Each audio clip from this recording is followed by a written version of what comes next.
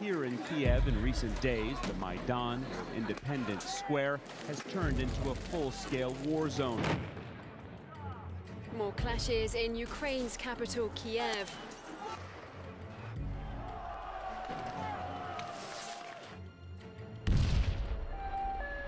There is absolutely no doubt that snipers are working here. I've counted 10 bodies. Мы и сегодня не знаем, кто стрелял в людей. Это проблема. Now on the brink of a civil war. At least 70 dead so far, and the death toll rising. Эти технологии, еще раз говорю, от них не застраховано ни одно государство. What we saw here today was a revolution. Хотите узнать, что происходило на Украине? We've invested over $5 billion to assist Ukraine in these and other goals. Вы знаете, в большой политике, о чем бы ни говорили, все равно будут говорить о деньгах. NATO has expanded into 13 countries, up to the borders of Russia. 13 countries. The focus has to be on not allowing this crisis to turn into hot war between Ukraine and Russia. Эта тема очень опасная. Это тема войны. Сегодня спокойно никто не должен себя чувствовать.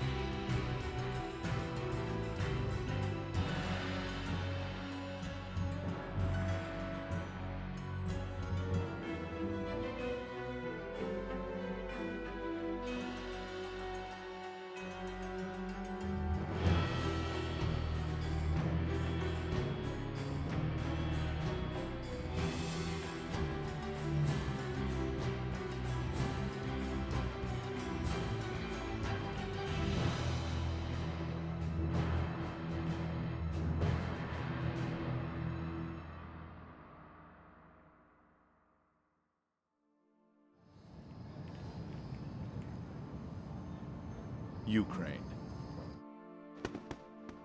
It's an ancient and proud land with a rich history filled with much beauty, heroism, and sacrifice. Ukraine is a borderland, a place where East meets West. This is the flag of Ukraine. The blue represents the sky, the gold its seemingly endless fields of wheat. Ukraine is a prize many have sought, and much blood has spilled in the quest to possess it.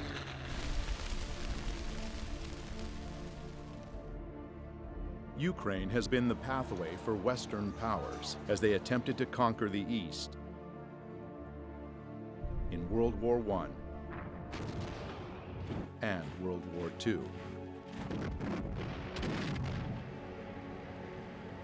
And every time, the Ukrainian people ended up paying the highest price for these grand games of power. History doesn't repeat, but it surely rhymes, said Mark Twain. If one looks closely at the history of Ukraine, one will notice many rhymes. Being surrounded by stronger powers, Ukraine has needed a lot of cunning to survive, and the art they truly mastered with time is the art of changing sides.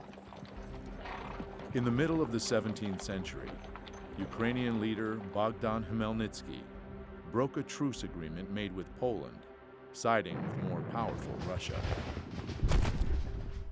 Just over 50 years later, as the Russian-Swedish War was raging, another Ukrainian leader, Ivan Mazepa, broke the union with Russia when he switched sides, joining forces with the Swedish invaders. Many times, Ukrainian history was written by third parties. Seeking to keep the gains of a revolution at any cost, Russia agreed to the humiliating conditions of the Brest-Litovsk Treaty of 1918, which turned Ukraine into a German protectorate. Another historical document that changed the fate of Ukraine was the Molotov-Ribbentrop Pact of 1939. one of many such agreements being signed between European countries and rising Germany. Attempting to protect his nation from the approaching Nazi threat, Joseph Stalin negotiated a treaty of non-aggression with Adolf Hitler. While promising each other peace, the Soviet and German foreign ministers Molotov and Ribbentrop realigned the map of Eastern Europe, splitting it into German and Soviet spheres of influence. No sooner had the Molotov-Ribbentrop Pact been signed than Poland was split. And in September of 1939, Eastern Poland awoke to be Western Ukraine and a part of the family of Soviet republics and the USSR. But even this bold dividing of lands and nations only delayed the inevitable. Germany broke its promise to the USSR. On June 22, 1941, Germany invaded the USSR, launching Barbarossa, the largest military operation in world history.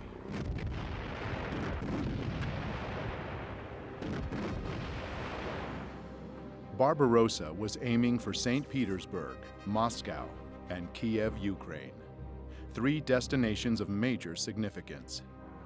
Ukraine, with its rich lands and resources, was an important industrial and economic source for the USSR. To cut it off from the Soviet Union would strike a big blow indeed. For most of the Soviet Union, the Second World War was about fighting the invaders of their land. But it wasn't quite so simple for Ukraine. The truth is, Ukraine has never been a united country. When World War II broke out, a large part of Western Ukraine's population welcomed the German soldiers as liberators from the recently forced upon them Soviet rule, and openly collaborated with the Germans. The real scale of collaboration was not announced for many years after the war, but we now know that whole divisions and battalions were formed by Ukrainian collaborators, such as SS Galician, Nachtigall, and Roland battalions. Just in the beginning of the war, more than 80,000 people from Galician region voluntarily enrolled into Division SS Galician in a month and a half, notorious for their extreme cruelty towards the Polish, Jewish, and Russian people on the territory of Ukraine. Members of these military groups came mostly from the Organization of Ukrainian Nationalists, the OUN, founded in 1929. This organization had an ultimate goal of creating an ethnically pure, independent Ukraine, and considered terror an acceptable tool for achieving their ends. Their official flag was black and red, land and blood. It will remain in Ukraine's history long after the OUN will cease to exist. In early 1940, the most radical nationalistic part of the Organization of Ukrainian Nationalists got its own leader, Stepan Bandera. Severely anti-Semitic and anti-communist, he proclaimed an independent Ukraine in 1941. His German allies frowned upon such an act of self-will, and it landed him in prison for nearly all the Second World War. Not participating in the events physically, Bandera still managed to successfully spread his ideology. Many independent historians estimate that the OUN militia exterminated from 150 to 200,000 Jews on Ukrainian territory occupied by the Germans by the end of 1941.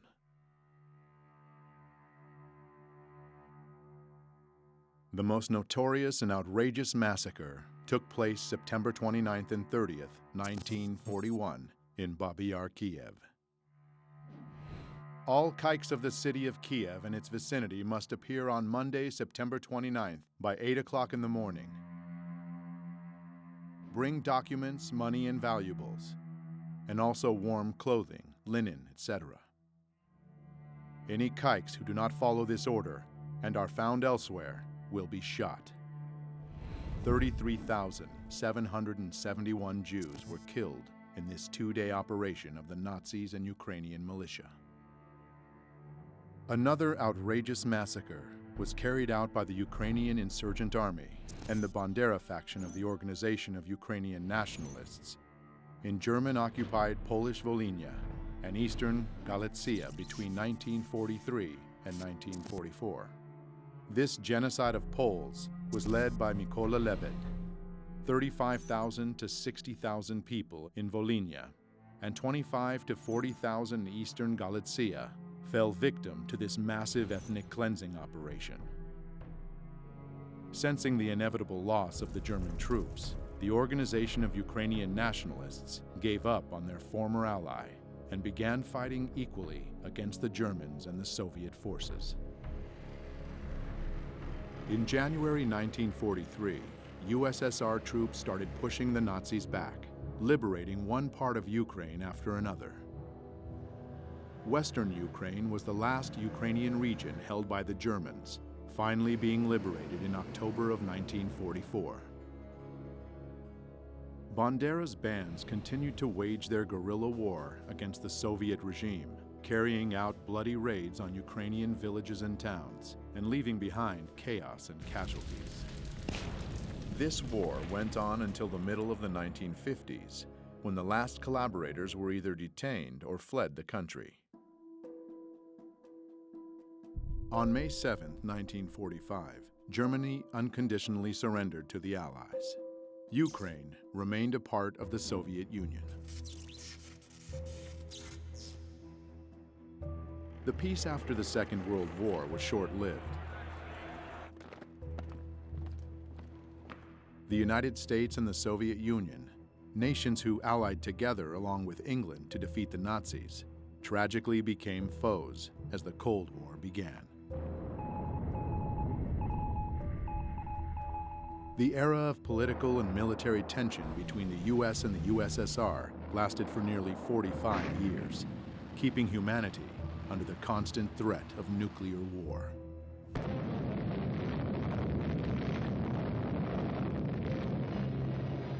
In this battle, the United States never lost sight of Ukraine's importance.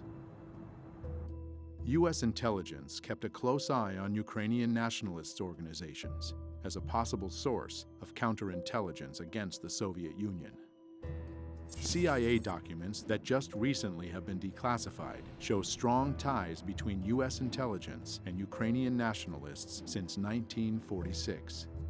From the CIA agency report, it is clear that they were not mistaken about the nature of Ukrainian nationalist organizations or their leader, Stepan Bandera himself. According to an OSS report of September 1945, Bandera had earned a fierce reputation for conducting a reign of terror during World War II. After the Second World War, Bandera and other Ukrainian Nazi leaders fled to Europe where the CIA helped them hide. The CIA later informed the Immigration and Naturalization Service that it had concealed Stefan Bandera and other Ukrainians from the Soviets. The operations involving Ukrainians continued for many years. The Nuremberg trials of 1945 and 1946 brought the political, economic, and military leaders of fascist Germany to justice and revealed to the world the monstrous face of Nazism and the crimes they committed. But the Ukrainian Nazis were spared the same fate, and some were even granted indulgences by the CIA. By 1954, the agency excused the illegal activities of the OUN security branch in the name of Cold War necessity. In 1949, Mykola Lebed, the man responsible for the massacres in Volhynia, was moved to the United States, where he died in 1989 without ever being investigated or pursued as a war criminal. The CIA moved to protect Ukrainian nationalist leader Mykola Lebed from criminal investigation by the Immigration and Naturalization Service in 1952. Perhaps Bandera lost his use to the US, or maybe KGB agents outsmarted the CIA. But in 1959, Stepan Bandera, the leader of the Ukrainian nationalists, was killed in Munich, where he was hiding under the name of Stefan Popel. It would be fair to say that Bandera became a major symbol of Ukrainian nationalism by sheer chance, for he was neither its only leader nor its most powerful one. Dmytro Dontsov was the father of the far-right totalitarian doctrine in Ukraine. Andriy Melnik was the leader of another faction of the OUN.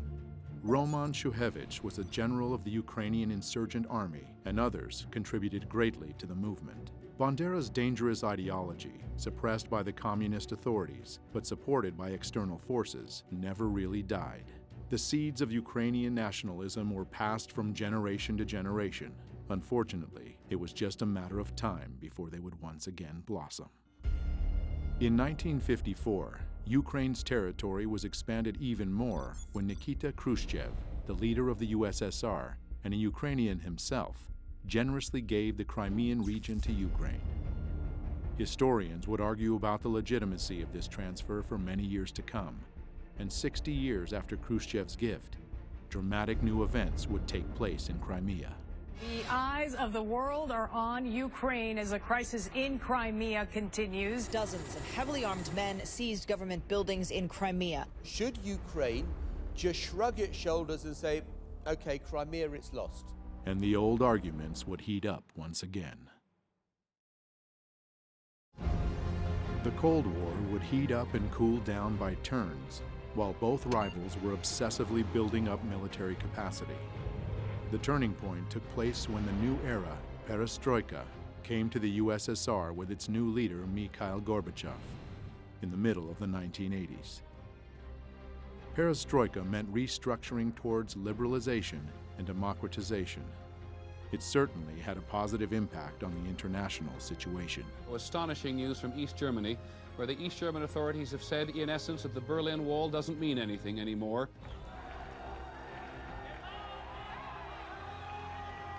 But inside the USSR, the weakening of Kremlin control had different consequences. In Ukraine, a nationalistic political organization, Narodny Ruch, or People's Movement, emerged in 1989 due to this new openness. They advocated for independence of Ukraine from the USSR and became an incubator for leaders of Ukrainian neo-Nazism. In 1991, one of them, Oleg Tyagnybok, founded Svoboda, an openly radical nationalist party, preaching the good old principles of Bandera. Вони готувалися і боролися з москалями, боролися з німцями, боролися з жидвою і з іншою нечистю, яка хотіла забрати в нас нашу українську державу.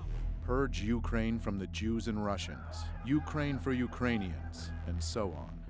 His statements got him 5th place in the Simon Wiesenthal Center Top 10 Anti-Semitic World Leader Rankings of 2012. But also, sadly, attracted numerous followers. Dmitry Yarosh founded another extreme right organization, Trizub, or Trident, in 1994. In April 2013, Yarosh became an assistant to a member of parliament from the opposition party Udar. Later that same year, he would become the leader of the most radical Ukrainian Nazi group, the Right Sector. Andrei Parubi would soon appear leading a whole army of ultranationalist warriors. And the torch marches would once again light up the streets of Ukrainian cities.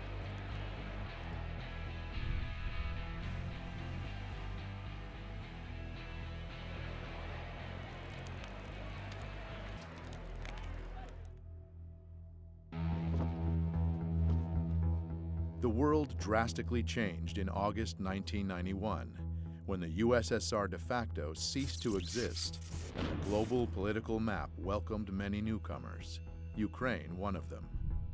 In modern history, it was the first time Ukraine was truly independent and all on its own.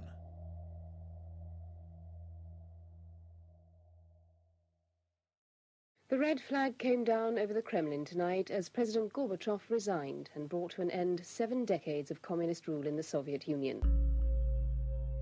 The years after the disintegration of the USSR became known as the Crazy 90s in all the post-Soviet territories. He's leaving behind 15 independent states which share only a disastrous economy and an uncertain future. After having been under a government-controlled economy, the free market dramatically changed the rules of the game.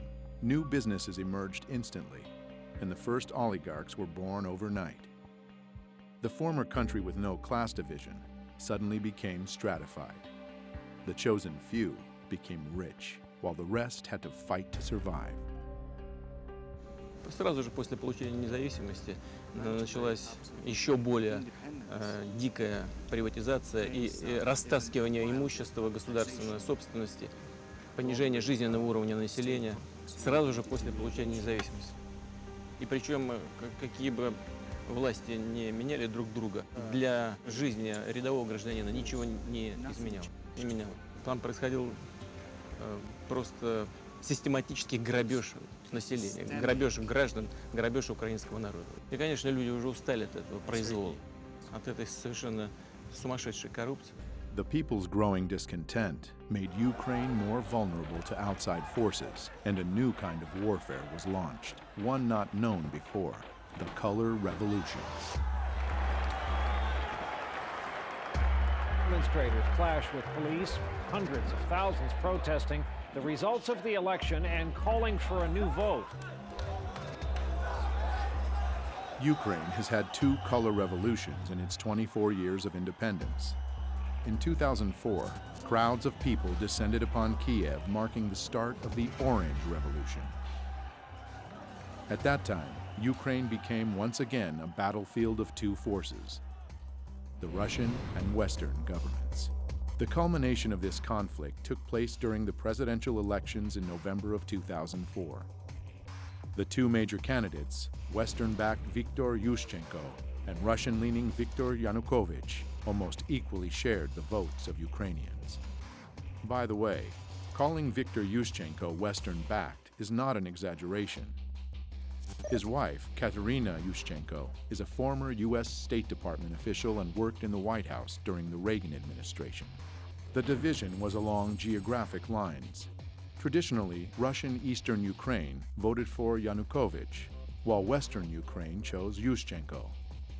By the announced result, Viktor Yushchenko lost to Viktor Yanukovych, but thousands of people didn't agree with it, and they came to the central square of Kiev on the 22nd of November.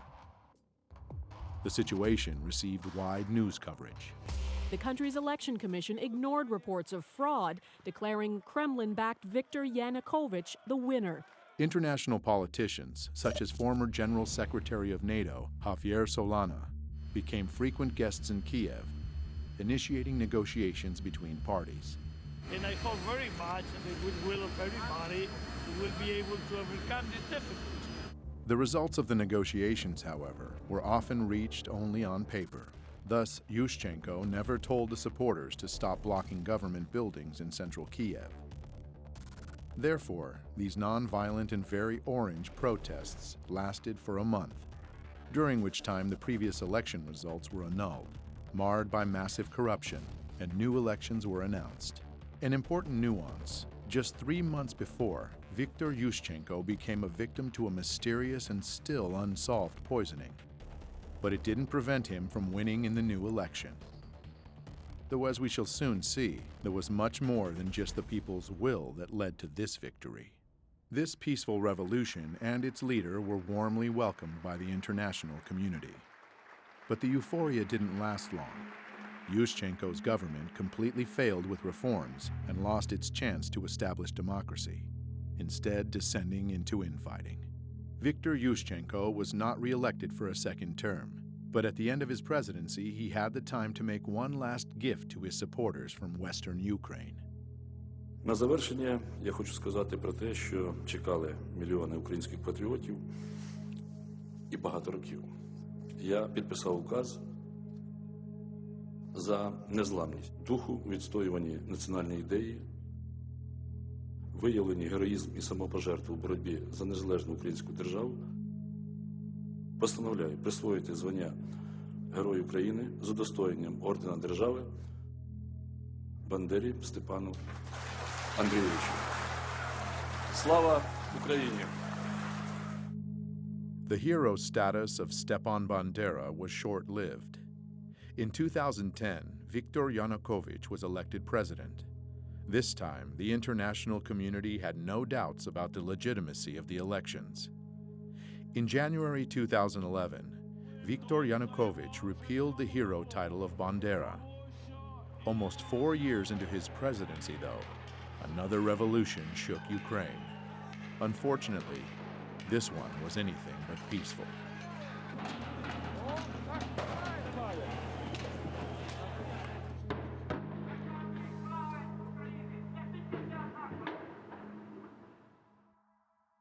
Mr. Yanukovych, I'm an American. I'm an outsider to this situation, and it's very complicated.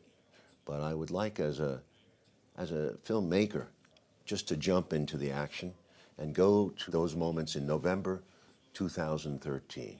You're president of the Ukraine. You've been president for 3 years at this point. The country is in bad economic shape, very bad. You have a trade agreement with Russia, and now you're seeking to make a better agreement with the EU, with the European Union, and you are negotiating. Can you bring me to that moment and what you're thinking? Действительно, это был очень сложный период времени для Украины, и нам нужно было найти решение проблем в 2013 году. Поэтому у нас было два партнера. Прежде всего, мы рассчитывали на Международный валютный фонд. Но Международный валютный фонд на протяжении года, когда мы вели переговоры, нам предлагал неприемлемые для нас варианты решений. Значительное поднятие тарифов для населения, прежде всего на энергоносители и на газ, то есть значительный рост расходов населения, при том, что доходы оставались прежние. Мы на это не пошли. Мы предложили другие варианты решения вопросов. Мы получили официальный отказ Международного валютного фонда в ноябре 2013 года. Оставалась Россия. Россия нам сказала, что мы готовы с вами работать как партнеры, если вы учтете наши интересы. Того, что экономика Украины и России зарождалась как единая экономика, сложились абсолютно уникальные, особые экономические отношения. Рынки в России были полностью открыты для украинских товаров, а при этом наши границы с Украиной таможенные полностью раскрыты.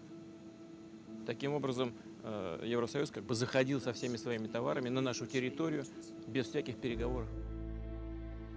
И когда мы начали считать балансы, мы увидели, что соглашение, которое подготовлено Европой для Украины, требует больших экономических расходов, компенсаций потерь, а Европа компенсаций не предлагает. При том, что российский рынок при этом для Украины частично сокращался или прокрывался. Сказали, конечно, если Украина решила так поступить, это ее выбор, и мы уважаем этот выбор. Но мы не должны этот выбор оплачивать. Наши переговоры с Европой не увенчались успехом. Поэтому на этом пути мы предложили сделать паузу. Violent clashes erupted in the Ukrainian capital Kiev as more than 100,000 people protested against a government decision to delay an association deal with the EU. Vitaly, you were Minister of Interior Affairs for the Ukraine during this period, and you were Chief of Police, essentially, of the country. Can you tell me your version of what happened from November protests through February protests? Мы располагали информацией, что протестные акции в любом случае массово планируются и начнутся в 2015 году. Но оппозиция воспользовалась тем фактом, что в начале Кабинет министров, а затем и президент приняли решение временно отложить подписание ассоциации с Европейским Союзом. Arseny Yatsenyuk, leader of the opposition party, Fatherland. Oleg Tagnibok, leader of the opposition nationalist far-right political party, Svoboda. Vitaly Klitschko, leader of the opposition party, Udar. Both EU and Ukrainian officials said on Thursday the suspension of talks on closer ties could be revived after the two-day meeting. But officials said the deal was off the table for now. Expected more.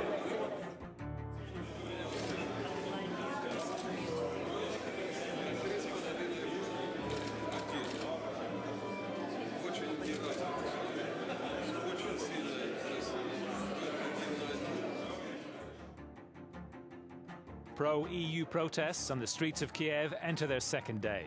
The crowd of around 1,000 protesters were joined by the leader of the opposition, the reigning world boxing champion Vitaly Klitschko. He called on the demonstrators to maintain pressure on the government after it decided not to sign a major trade deal with the EU. You go back to Kiev the next day after the meeting with Merkel, and protests are up, am I right? Can you take me through that period? Если у меня в самом начале было понимание того, что это мирные акции, и во время мирных акций можно вести диалог, и я к этому был готов.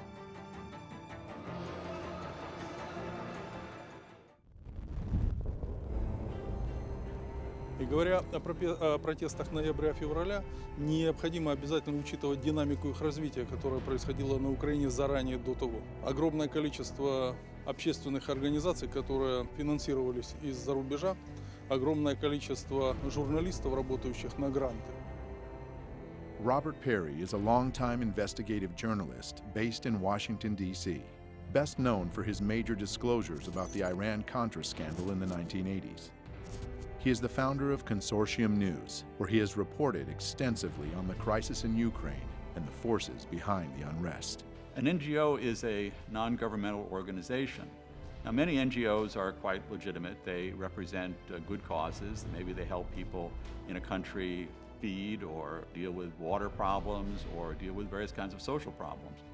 But there are some NGOs that have become funded by government entities and serve more the purpose of that government rather than trying to serve the people that they are ostensibly working for. One thing we saw in the 1980s, at that point the Central Intelligence Agency had been largely discredited because of scandals that had been exposed in the 1970s. For 15 years, the CIA has secretly financed overseas activities of the National Students Association.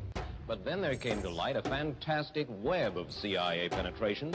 So when the Reagan administration came in, there was this concept that instead of having the CIA, which traditionally would go into these different target countries, funding their media, funding NGOs, funding different political operations, that was essentially farmed out to a new organization called the National Endowment for Democracy, which was created in 1983.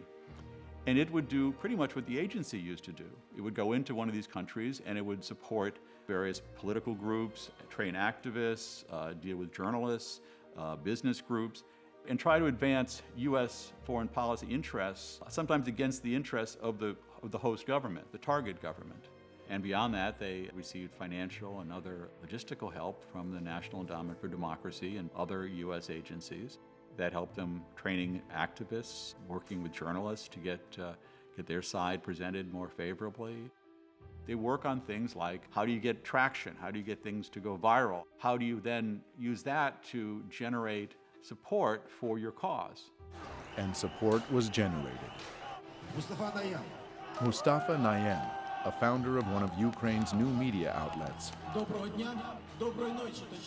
Hromadske TV, knew very well how to make something go viral. It was his notorious Facebook post on November 21st, 2013, that brought the first crowds to Maidan. Я це написав просто, щоб почути, чи є ці люди, чи просто ми поговоримо десь у Фейсбуці. If you don't read the newspaper, you are uninformed. If you read the newspaper, you are misinformed. To deliver your message efficiently enough in the modern world, with so many different technologies and means of communications, you must embrace them all.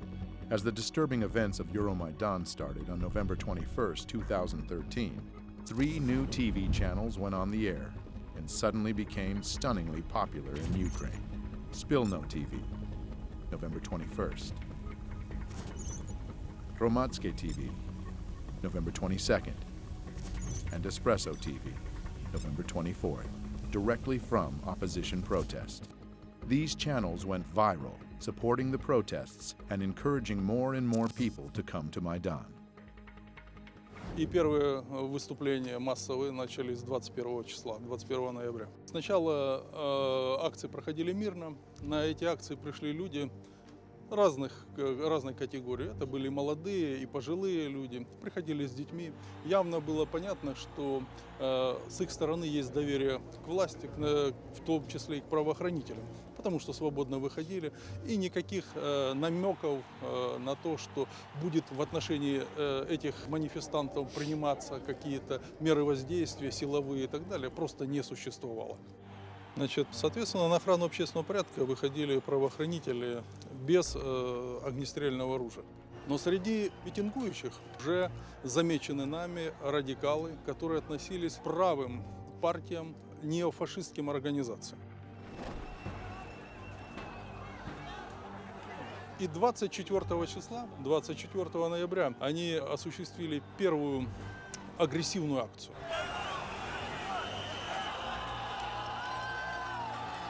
24 числа первое было нападение на кабинет министров и первое нападение на сотрудников правоохранителей, которые охраняли.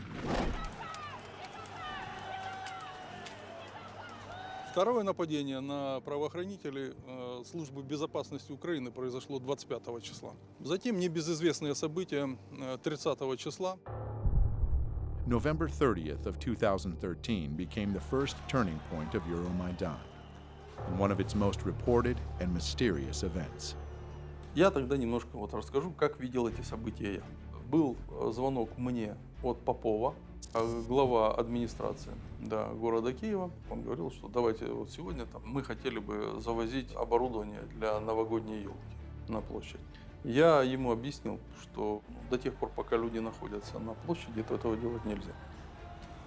В районе часа ночи, когда массовые люди начали расходиться, разъезжаться, я поговорил по телефону с руководителем службы безопасности Украины и спросил его точку зрения по развитию событий. Он сказал, я считаю, что, слава богу, все закончилось. Вся информация идет о том, что все закончилось. Потому что фактически с 21 числа, я в кабинете просто жил и спал там какое-то время, может быть, 2 часа в сутки удавалось поспать.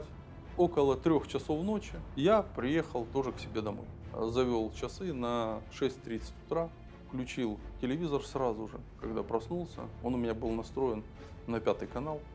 И 5-й канал демонстрирует большое количество скорой помощи. И там побитые люди. After riot, police attacked peaceful protesters with clubs. Happened in the early morning hours. The eyewitnesses that were there said that the police did use truncheons. Меня, честно говоря, пробил просто холодный пот. Моя первая реакция на то, что Майдан пострадал от действий полиции, была мгновенной. Нужно было расследовать, кто дал приказ разгонять митингующих, применять к ним силу. Я был противник того, чтобы к митингующим применялась сила, нарушали права людей. Решений таких Попов самостоятельно принимать просто не мог. А кто для него был самый высокий руководитель? Для Попова был самый большой руководитель, это глава администрации. Сергей Владимирович Левочкин. Coincidentally, Sergei Lovochkin is a close associate to many U.S. politicians. The security service of Ukraine had evidence that on that night, Lovochkin was in contact with opposition leader Yatsenyuk, where they discussed the clearing of Maidan on the pretext of installing the annual Christmas tree. News media reported that the riot police cruelly attacked the students peacefully sleeping in their tents. But scenes from the event seem to tell a different story. It appears that the protesters were waiting for the police. Additionally, there were dozens of journalists and cameramen from all the new public TV news outlets prepared to cover the events. And most ominously, a group of well-trained young men arrived to Maidan almost simultaneously with the riot police. They infiltrated the crowd and began provocations with insults, stones, and torches. The right sector in Ukraine represents a part of the Ukrainian population that has often favored fairly extreme right-wing positions. They had militias that came especially during the Maidan protests. There were groups that were being shipped into Kiev where they would provide the muscle, in effect, for the demonstrations. So the demonstrations went from being relatively peaceful political protests to being increasingly violent.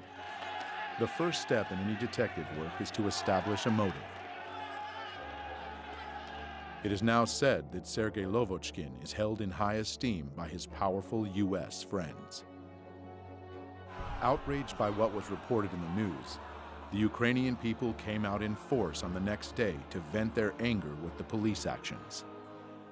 The violence started to take off when? Фактически жесткие противоправные действия начались уже в декабре 2013 года. События, которые проходили в тот период в Киеве, они были очень радикальные. В них принимали неонацистские организации, молодые люди, которые были различными вооружены различными средствами. Металлические прутья, биты. В том числе использовалась техника, например, дорожно-строительная, грейдерами, и они грейдерами наезжали на работников правоохранительных органов, на милицию, которая защищала и не давала захватить правительственные здания и здания администрации президента. Как президент мог такой неуправляемой толпе выйти и с кем говорить? Технологии, которые применялись в тот период времени, они были заранее спланированы.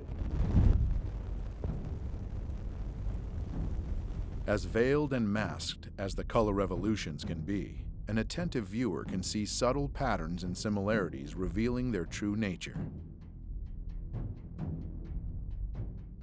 To make crowds act as one obedient group, they have to be united at the unconscious level. The masterminds of color revolutions know this well and have perfected the art. Symbolism is one of the most powerful tools to achieve this end. Revolutionary political organizations with surprisingly similar names and even more similar logos have appeared time and again, almost as omens marking the countries that would be hit by the colored plague next. They are often described as being aware and active, when they're actually trained and radical. They are the ones who take the first shot, literal and metaphorical, to transform the peaceful protests into full-blown coups d'etats. Their fingerprints can be found everywhere on the map of the color revolutions. Using all the experience of past generations, simple but effective tools like catchy sing-alongs and chanting are employed.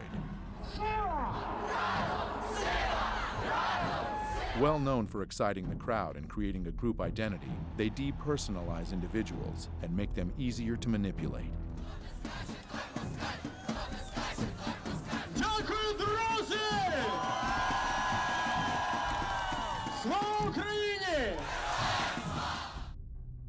Конечно, без денег здесь не могло быть. Такое количество не государственных, различных общественных организаций, грантов, которое выделялось на Украину, это не есть секретом. Incidentally, one such organization, Hromadske TV, received generous donations from the Dutch and U.S. embassies, as well as from the Renaissance Foundation, an NGO founded by George Soros. I set up a foundation in Ukraine before Ukraine became independent of Russia. And the foundation has been functioning ever since. And it played an important part in events now. I like criticism, but it must be my way. Did you see any evidence of U.S. involvement? Did you feel their presence from the U.S.? Очень частыми гостями были представители Соединенных Штатов, конгрессмены, были госпожа Нуланд, приезжала очень часто, у нас были с ней дискуссии. Но после этих дискуссий она шла на Майдан и поддерживала протестующих. И обвиняла правоохранительные органы, применялась чрезмерно сила. На самом деле эти все месседжи мы видели на Майдане.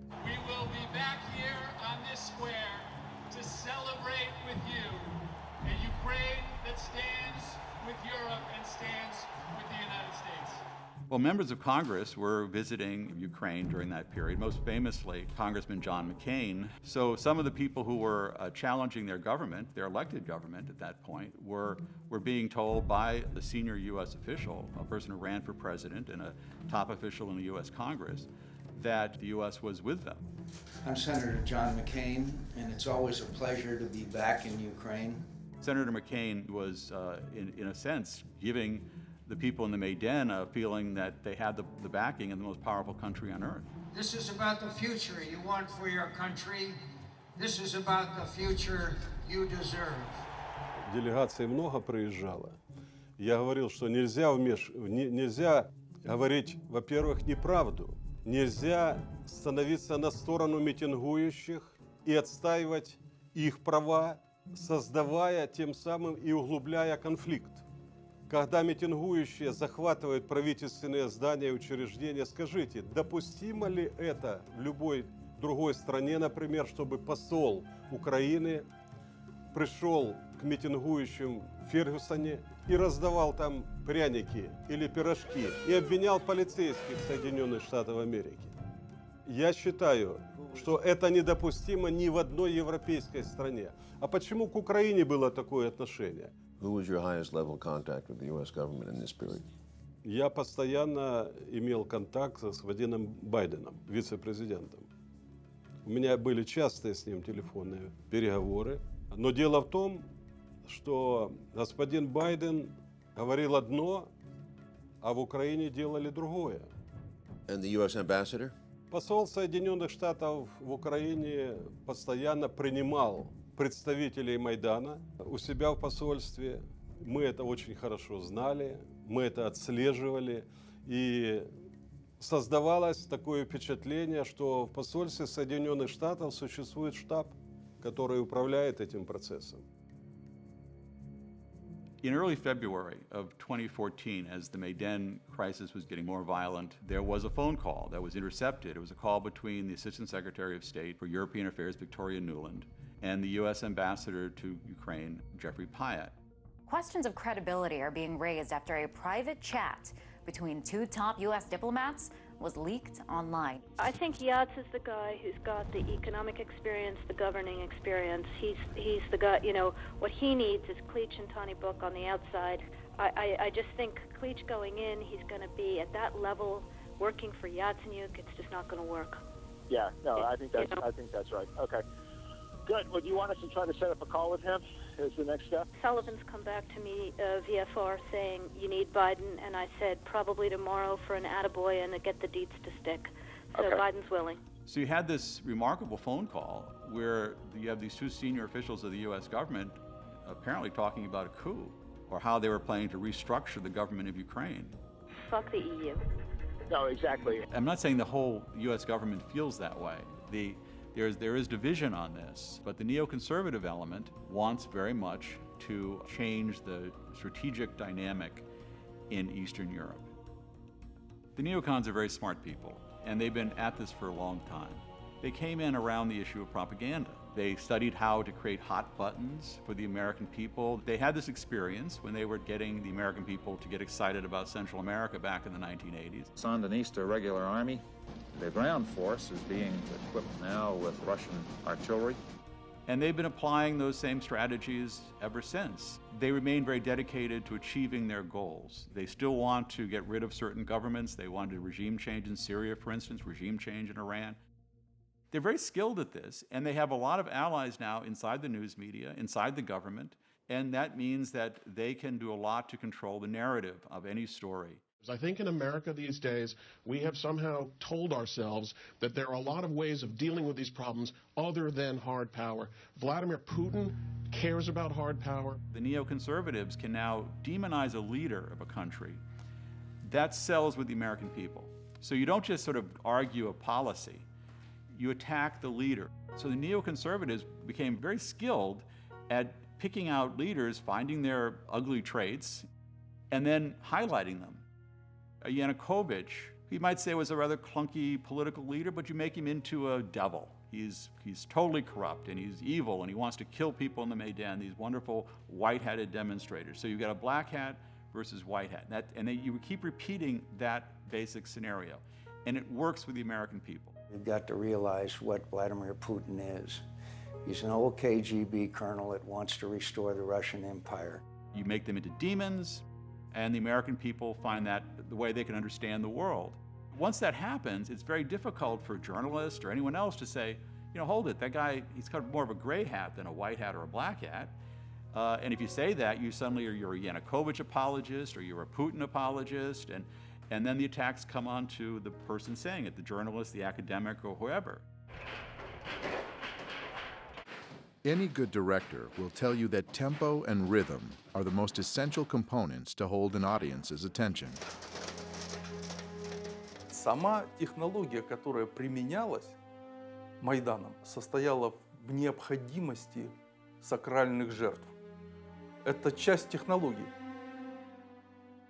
It can also be called a method of betrayal, when the allies and followers are relentlessly thrown into the revolutionary flame. The idea is simple. When the preparation work is done, the trigger just needs to be pulled to set the machine into full motion. The murder of politician Rafiq Hariri led to the Cedar Revolution. Looking back at the mysterious poisoning of Viktor Yushchenko right before the Orange Revolution of 2004, we see now that he became a sacred victim himself. Most political analysts believe the compassion of the Ukrainian people at that moment tilted the scales, giving him the presidency.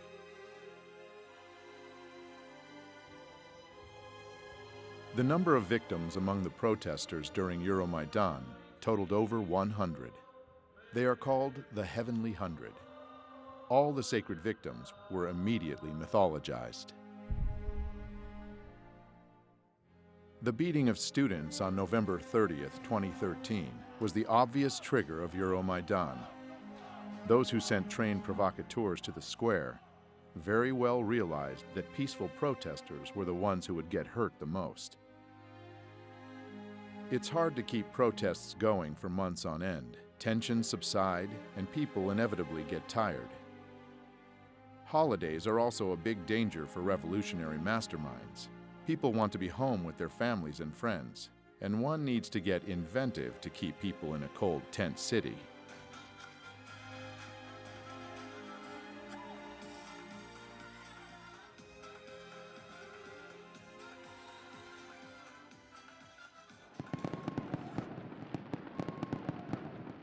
On Christmas Day of 2013, tabloid journalist and political wannabe Tatiana Chornovol was chosen to become the tool to whip the protests on Maidan back up.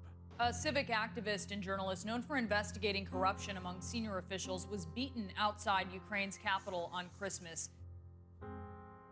Her heroic deeds as a reporter looked more like petty crimes. Trespassing on the presidential residence of Viktor Yanukovych, leading a rioting crowd to seize the Kiev City Administration building, breaking into a car of the Security Service of Ukraine.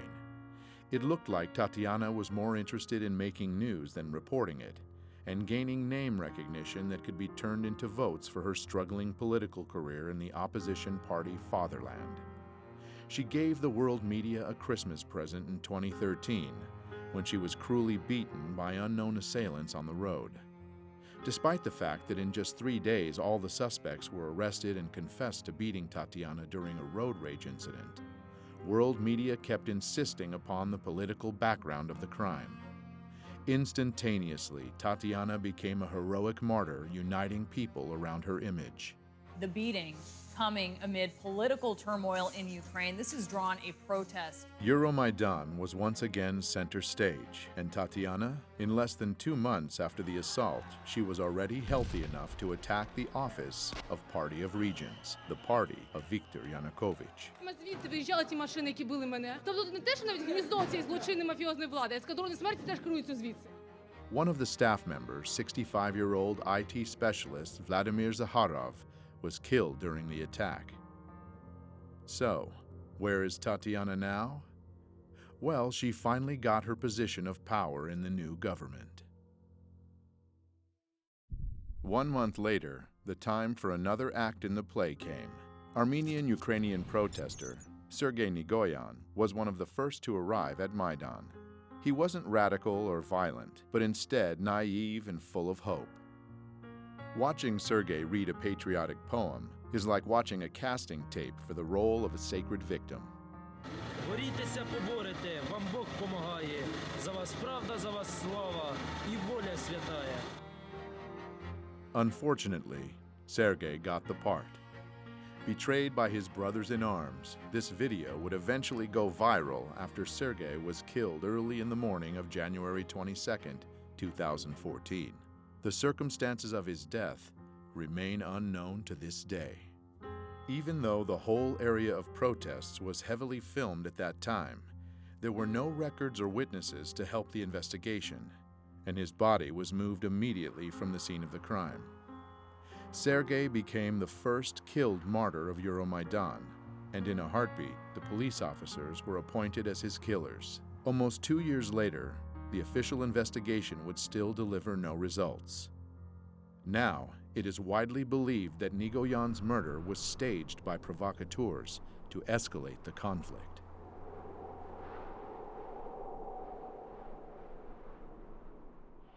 God speaks to people with the language of signs. On January 26, 2014, Pope Francis prayed for Ukraine, addressing thousands of people at St. Peter's Square in Vatican City.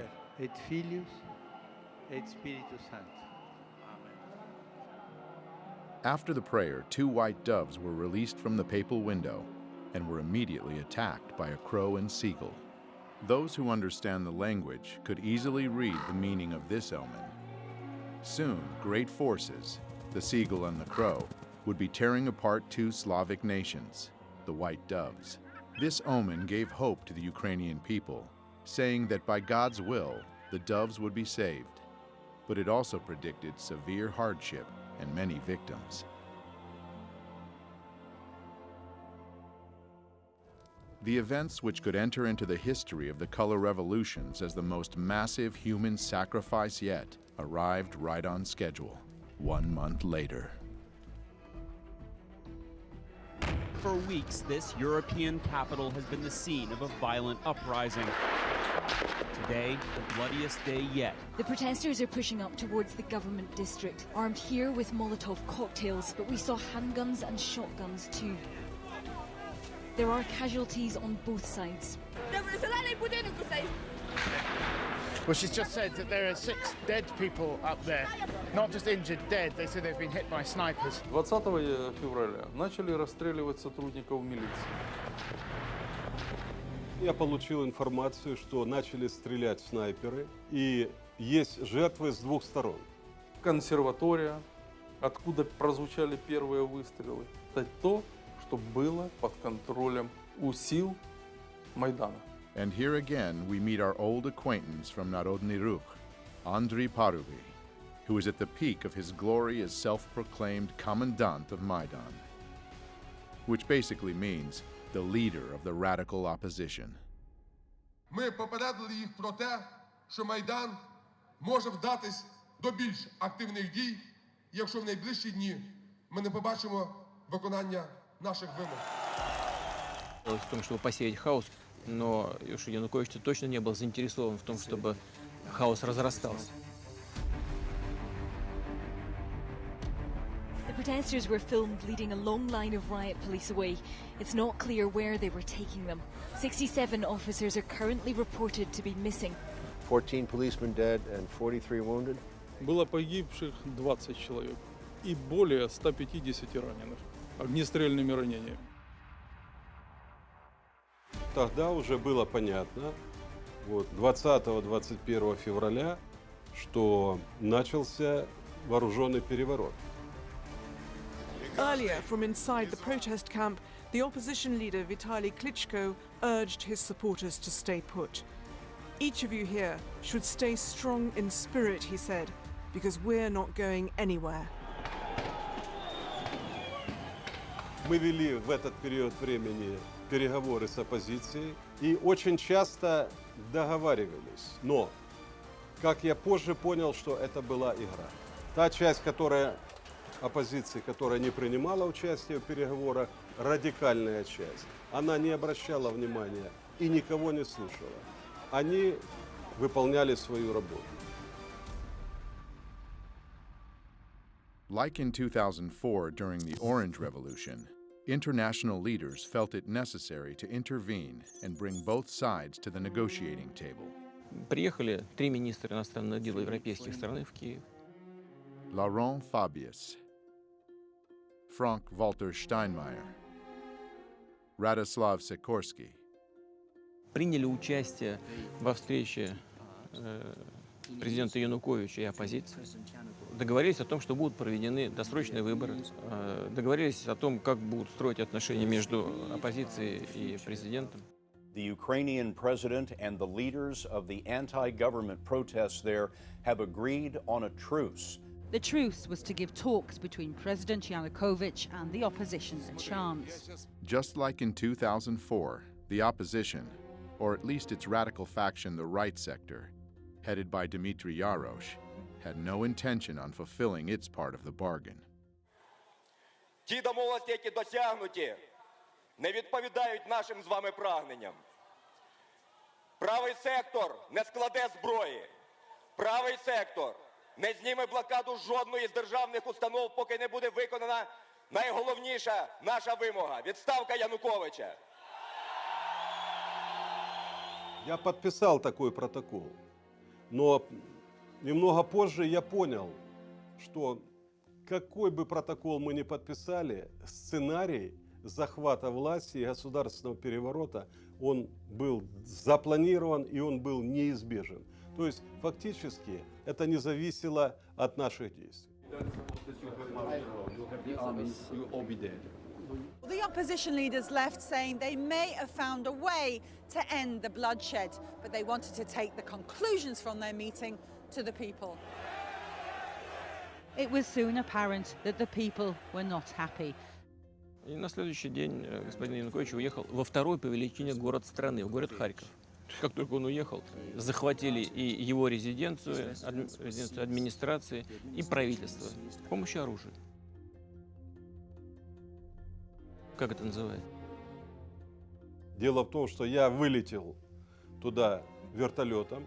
Машины, которые меня должны были сопровождать, выехали самостоятельно, но этого никто не знал. Ехали президентские машины, и по этой колонии президентских машин был открыт огонь. Также была информация у нашей разведки, что были специальные наемники, которым была поставлена задача не захватывать президента, а расстрелять. И я обратился к президенту Путину, чтобы он разрешил мне выехать на территорию России. Я получил согласие, и мне было оказано содействие. 24 февраля я попал на территорию России.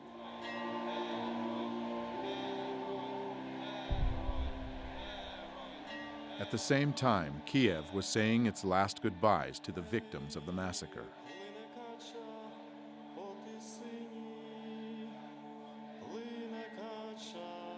It was also welcoming those who came to power at their cost.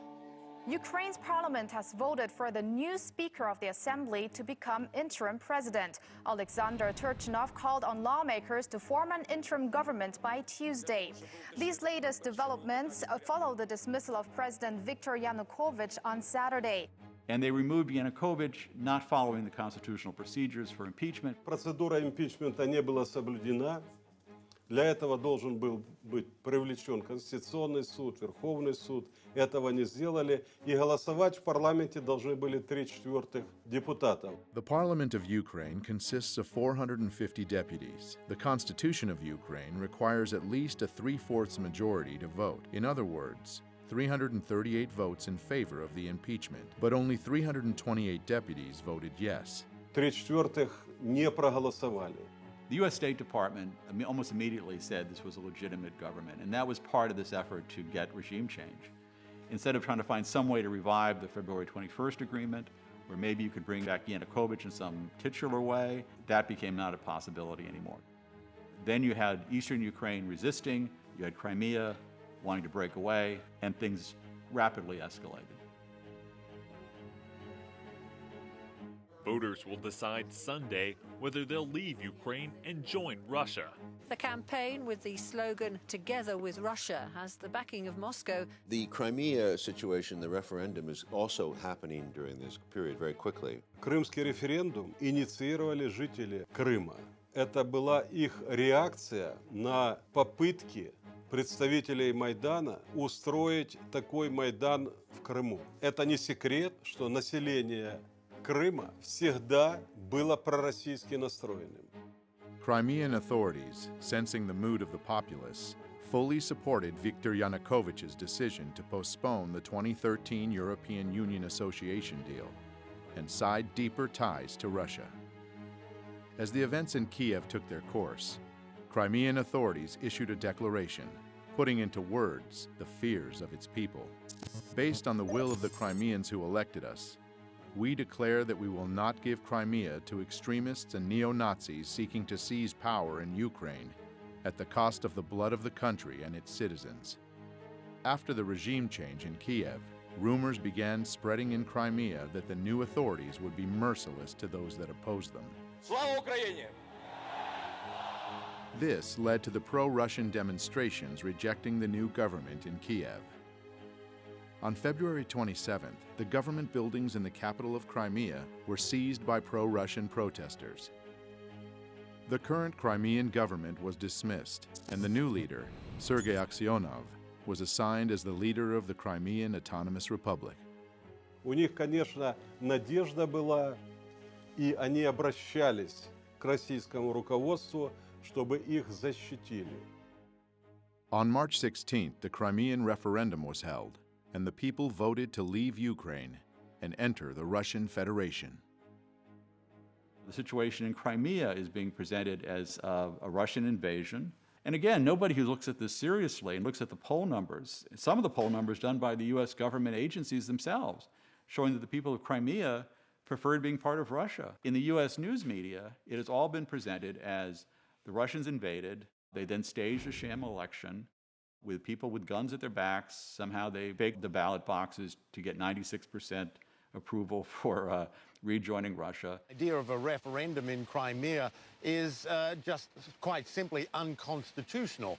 It does raise questions on whether this vote really is free and fair, especially given the heavy military presence in Crimea right now, Errol. So that's how it's been sold to the American people. The reality is very different. The atmosphere here certainly is electric. Thousands of people who've gathered in the capital Crimean city of Simferopol.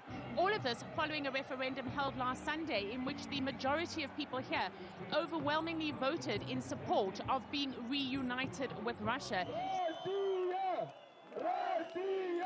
Я бы хотел спросить, что такое демократия?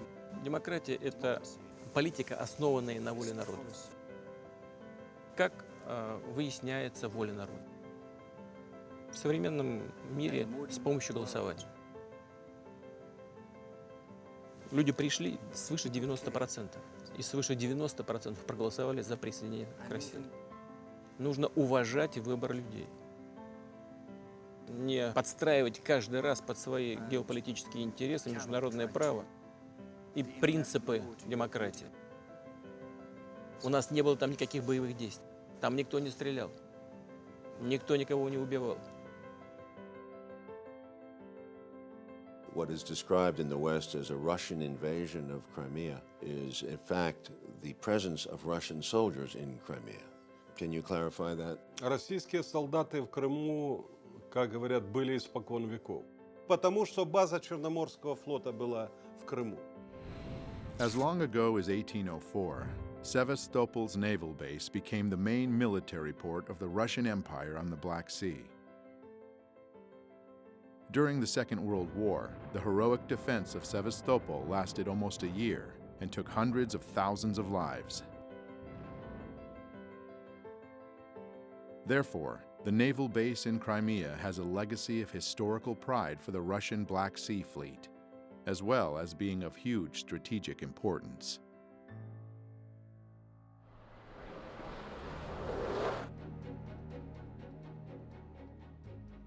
Those of us alive back then remember when there were Soviet missiles put into Cuba, how frightened Americans were and how angry, and how we almost went to a nuclear confrontation over having weapons of that kind of destruction placed that close to the United States.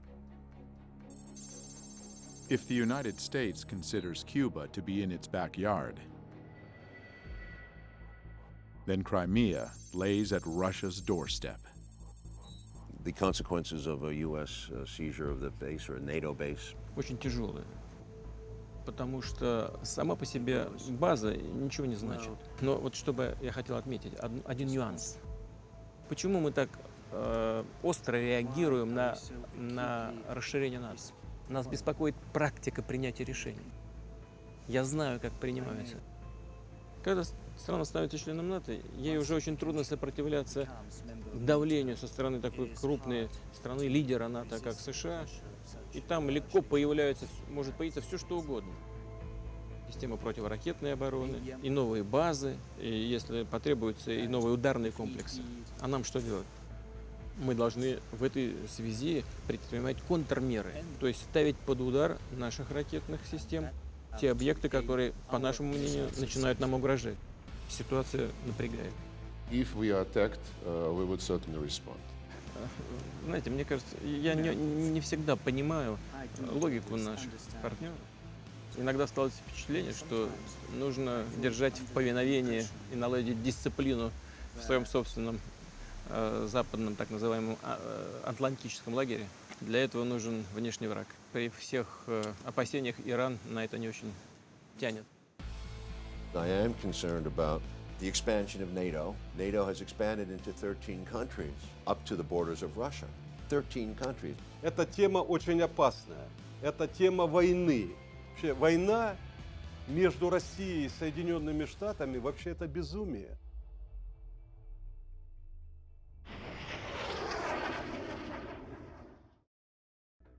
In early spring of 2014, eastern Ukraine was also buzzing with protests against the new authorities in Kiev.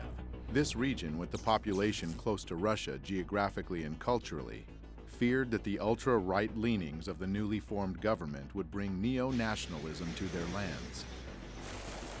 And they had their reasons. The status of the Russian language in Ukraine has been a stumbling block for many years. Implementing Russian as a second state language was one of the main campaign promises of President Viktor Yanukovych. In 2012, the Yanukovych government passed a law making it the second official language in the southern and eastern parts of Ukraine, the areas where the Russian-speaking population makes up a majority. Ukrainian nationalist groups initiated massive protests opposing the law. An observing viewer might see some familiar faces there.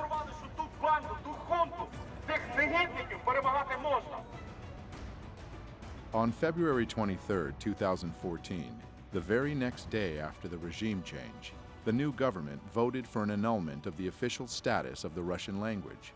And even though later this decision was vetoed by the acting president, Alexander Turchinov, it still sent a message, and a powerful one. This alarmed the Russian-speaking cities of eastern Ukraine, and people took to the streets to show their disagreement. In response, pro-Maidan groups conducted their own demonstrations. When the two parties would meet, it was always tense, and eventually it led to tragedy. One person died and over 50 people were wounded in clashes during a pro-Russian march protesting the new government in Kiev. On April 6th, the Crimean scenario began repeating in eastern Ukraine, where protesters seized government buildings. And the next day, April 7th, they proclaimed Donetsk People's Republic. Kiev replied by announcing the beginning of an anti-terrorist operation in eastern Ukraine. By that time, the international media was screaming about a Russian invasion in Ukraine. Russia could now be on the verge of invading Ukraine. But strong words stayed only in the media. The Ukrainian authorities never announced a warlike situation. Why? IMF cannot give money to countries engaged in ongoing war. Petro Poroshenko. Вы знаете, в большой политике, о чем бы ни говорили, все равно будут говорить о деньгах. Too much money was already invested in Ukraine to stop halfway. We've invested over $5 billion to assist Ukraine in these and other goals that will ensure a secure and prosperous and democratic Ukraine. На развитие какой демократии тратились эти деньги? Как называли установление демократического режима? Я думаю, что это вот как раз тот режим, который сейчас насаждается на Донбассе. Obviously, the funds had to keep coming, and the conflict had to keep going, getting more and more bloody and deadly. Мы завалили все вместе. As parties from both sides were using more sophisticated and lethal weapons. Господин Турчинов, который фактически начал войну, он несет огромную ответственность за это. Он начал войну против собственного народа. Он послал войска в Донбасс. Они сделали то, чего не делал я. И они начали кровопролитие.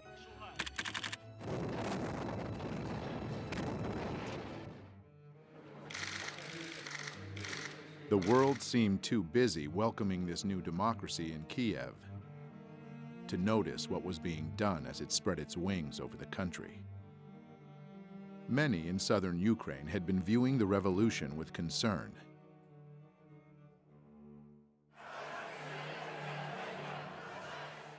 And an anti-Maidan movement formed in the city of Odessa in early January 2014.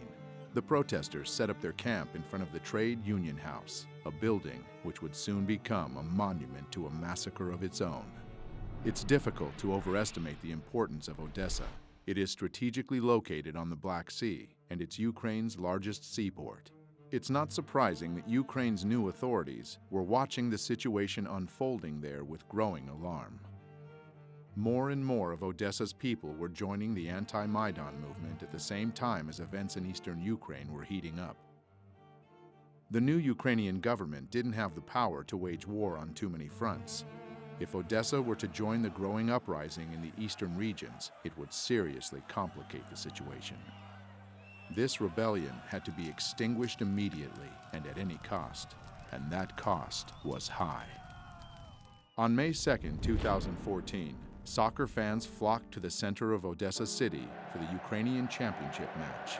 Surprisingly, a great number of these fans who descended into Odessa just the night before also turned out to be fighters from the Maidan self-defense units, along with members of radical organizations from all parts of Ukraine.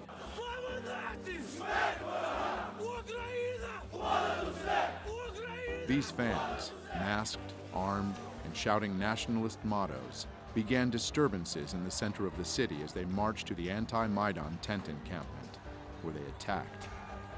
The anti-Maidan protesters sought shelter in the Trade Union House, but it was a trap. Maidan supporters started throwing Molotov cocktails into the building until it was engulfed in flames. People burned to death inside, or, trying to escape, jumped from the windows.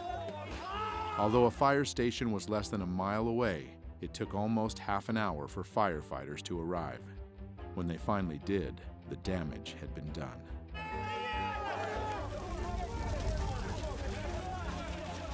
But here's an intriguing fact. Just a few days before those dreadful events, a messenger from Maidan, Andriy Perubi, made a visit to Odessa. It's an interesting coincidence that some of the people he met with in Odessa were seen at the scene that fateful day.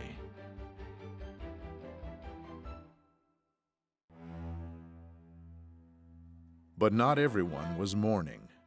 On the popular political talk show Schuster Live, the news about the people burnt alive in Odessa was welcomed with a long round of applause. Із погибших в пожарі в Одесі 15 граждан Росії, 10 із Придністров'я і ні одного одесита. On its Facebook page, the right sector announced the events of May 2nd, a proud moment in national history. An official investigation into this sad event has been going on now for nearly 2 years, and it's yet to reach a conclusion. But it seems the experts had all the information they needed from the very beginning. Звичайно, провокація була з сторони путінських бойовиків, які почали розстріл української демонстрації.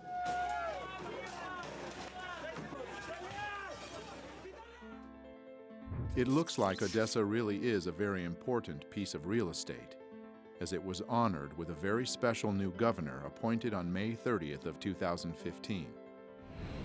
Mikhail Saakashvili, an old friend of the United States and born and raised in Ukraine's neighboring country, Georgia. A little hoedown there in Georgia. A quick look at his biography gives one an understanding that he's been groomed for a special mission.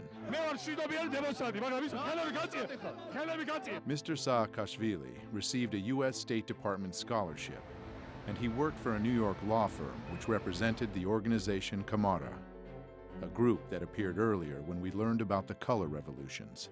We are dealing with democratic, bloodless revolution. This is the Revolution of Roses, and this is Mikhail Saakashvili with Kamara, busy overthrowing the legitimately elected president, Eduard Shevardnadze.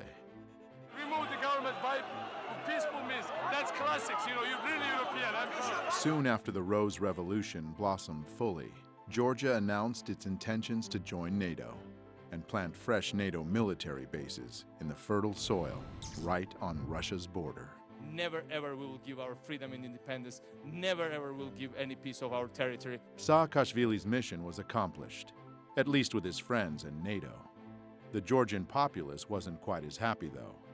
In 2007, they took to the streets to voice discontent, and Mr. Saakashvili responded with force. The people's discontent grew. Saakashvili's party lost parliamentary elections, and the opposition took control. He said this means that the parliamentary majority should set up a new government and me as the president, according to our constitution. Mikhail decided not to wait for the results of the president's election and fled the country in October 2013.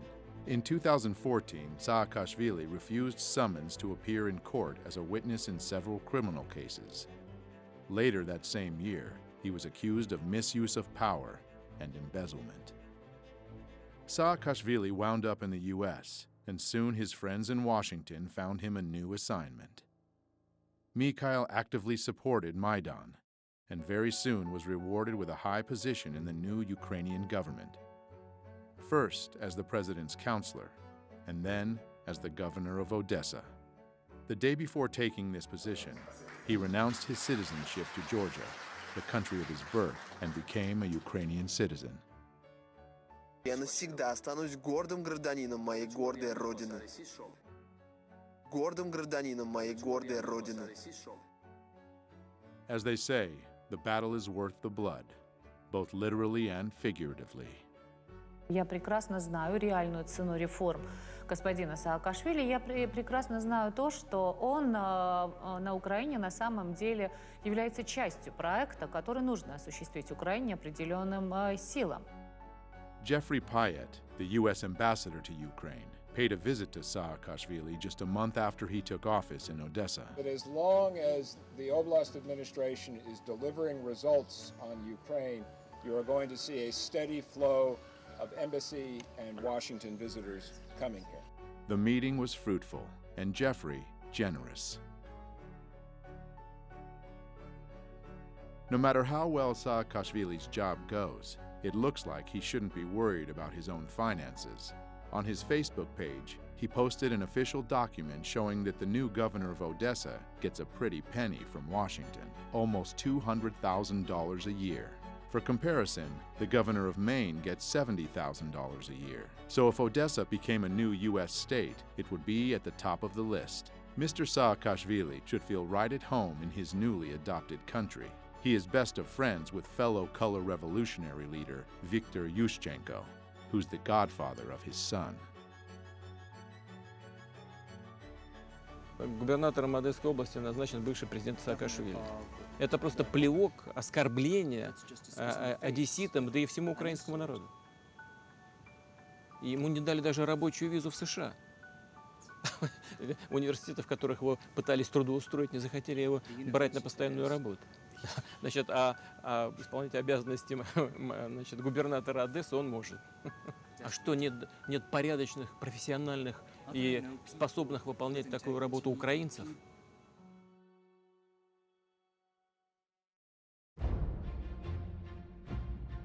A war once launched, doesn't choose its victims.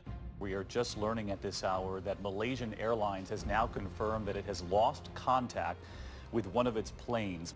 Plane was indeed shot down by a missile while flying at a high altitude over eastern Ukraine near the Russian border. 298 revised number of souls on board, all feared dead. It was a murder. It was a crime. There's been this odd nonchalance about pursuing the answers. There was a report, a very limited report, put out a few months after the event. But since then, they said the next report will be on the first anniversary of the event. But you deal with a criminal investigation before it becomes a cold case. So there's been this curious element of why is there not greater pressure from both the media and the Western governments to answer these questions. But even without any answers, the fingers were pointed immediately. That's not an accident. That is happening because of Russian support. Evidence indicates that the plane was shot down by a surface-to-air missile that was launched from an area that is controlled by Russian-backed separatists inside of Ukraine. И, безусловно, государство, на территории которого это произошло, несет ответственность за эту страшную трагедию. The Malaysian Boeing wasn't the first plane to play a significant part in American-Russian relationships. On September 1st, 1983, Korean Airlines Flight 007 from New York to Seoul via Anchorage was shot down by a Soviet interceptor aircraft over the territory of the USSR in the Sea of Japan. There was absolutely no justification, either legal or moral, for what the Soviets did. The tragedy of the Korean Boeing was considered a perfect occasion to demonstrate the NATO military power within dangerous proximity to the Soviets. On November 2nd, 1983, NATO launched Able Archer, a 10-day command post exercise simulating a conflict escalation, culminating in a nuclear attack. It was followed by placing Pershing II nuclear missiles in Europe. What Reagan didn't take into consideration was the paranoid overreaction of the Soviets.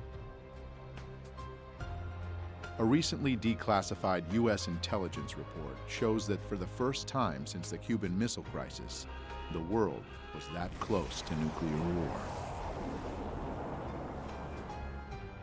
Just like in 1983, the Malaysian Boeing crash was leveraged against the enemy.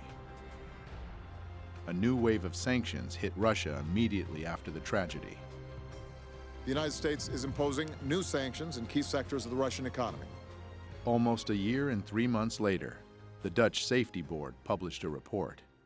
Ladies and gentlemen, flight MH17 crashed because of a 9N314M warhead detonated outside the aeroplane above the left side of the cockpit. The report didn't blame any specific group or person and estimated a very wide area of 320 kilometers as a zone from which the missile was fired. At the same time, the Russian producer of Buk missiles, Almaz-Antey, conducted its own independent investigation.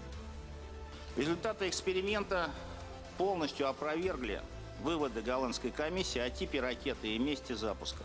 During the experiment, they blew up a retired airliner with a Buk missile and came to the conclusion that the Malaysian plane was brought down by the older type of missiles, not used by Russia anymore, but still in the possession of Ukraine. The company claims that the missile was launched from the territory controlled by the Ukrainian military.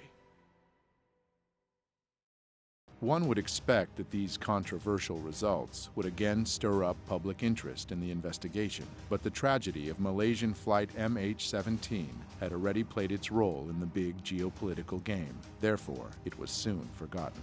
The goal was achieved. After the third wave of sanctions hit Russia, the tensions between the two countries skyrocketed. So the question presents itself, are we truly witnessing the beginning of Cold War 2.0? And if so, what are our chances to survive at this time?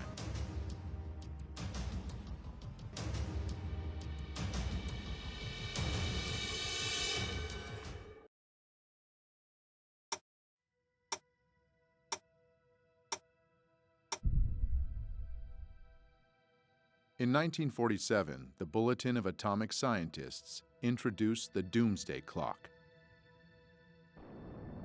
It represents a countdown to global nuclear annihilation. In 1953, during the height of the Cold War, it came its closest to midnight as the superpowers were creating massive nuclear arsenals. This is the story of America's ever-expanding atomic weapons program. As the world began to grasp the insane danger of nuclear warfare and took measures to control the arms race, the situation steadily improved. In 1991, the doomsday clock was at its furthest from midnight, 17 minutes. That time of hope was short-lived, though, as the world has become more and more unstable. But in 2015, the Bulletin of Atomic Scientists moved the clock to just 3 minutes to midnight. Today, unchecked climate change and a nuclear arms race resulting from modernization of huge arsenals pose extraordinary and undeniable threats to the continued existence of humanity. The United States and Russia have embarked on massive programs to modernize their nuclear arsenals, undermining existing nuclear weapons treaties.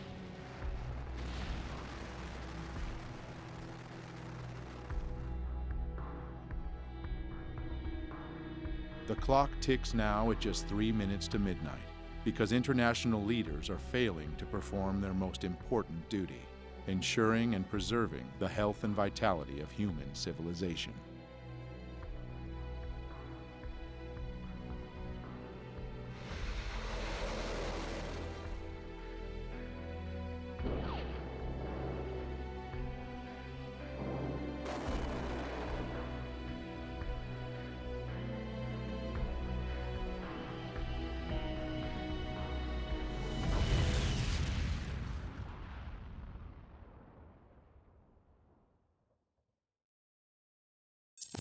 Patriotism is supporting your country all the time, and your government when it deserves it.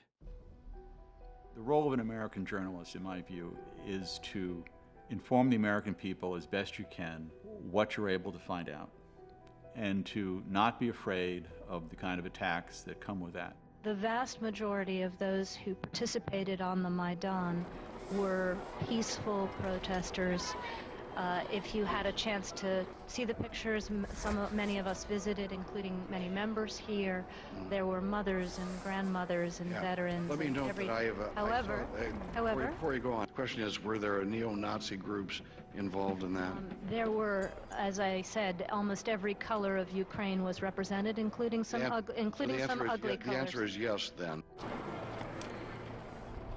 And that's the patriotic role, I think, of a journalist in a democracy, is to provide the public with as much information so they can operate and they can fulfill their responsibilities as citizens in directing their government to do what they want and to be at least informed about what is happening.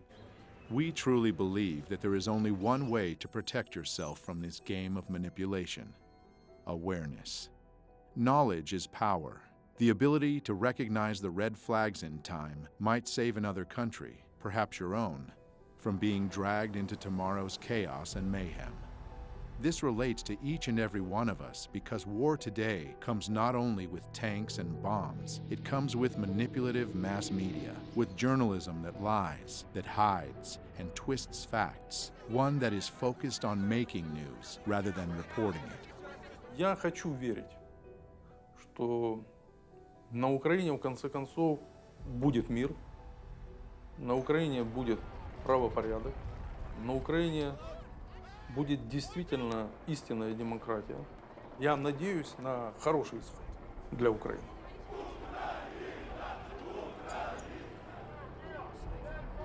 Но я молю Бога, чтобы люди в Украине объединились, чтобы не было той ненависти, которая сейчас есть и существует.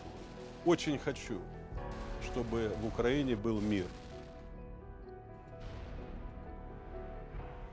Мы понимаем, что мир изменился. Невозможно все держать в замороженном состоянии времен Холодной войны. Нужно смотреть в будущее.